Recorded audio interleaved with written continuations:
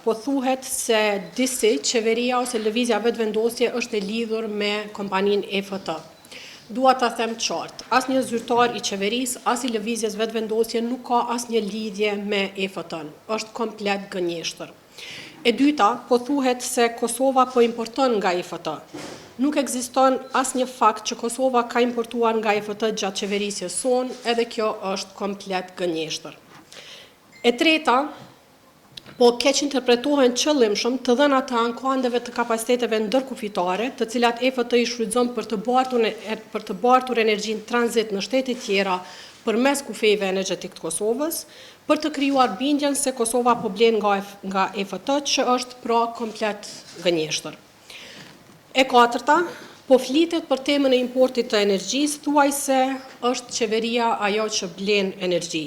Ndërmarrjet publike Kost e KEK kanë konfirmuar që gjatë qeverisjes tonë nuk kanë pasur asnjë kontratë me EFT-n. Për më tepër, edhe ndërmarrjet private Kesko e KEDS kanë konfirmuar të njëjtën, pra që nuk kanë pasur asnjë kontratë me EFT-n gjatë këtyre viteve të qeverisjes sonë. Ju kanë treguar, për shembull, që më 28 nëntor EFT ka bartur energji nga mali i zi në Kosovë dhe nga Maqedonia në Kosovë, po besoj. Mirë po, Kost i ka analizuar të gjitha të dhënat të plota, të detajuara dhe ka konstatuar se e tërë energjia që ka hyrë në Kosovë nga EFT edhe ka dalë nga Kosova. Pra, EFT i ka shfrytzuar rrjetin vetëm për tranzit dhe asnjë megavat nuk ka mbetur në Kosovë. Pra, kjo i bie sikur malli i një kompanie me pronar serb që hyn nga mali i zi dhe kalon nga Kosova në Maqedoni të Veriut dhe shitet në Maqedoni të Veriut, të quhet import i Kosovës nga Serbia, që është komplet e pa bazë dhe e pasakt. EFT që po përflitet ka shitur energji në Kosovë në periudhën 2008 deri në 2018.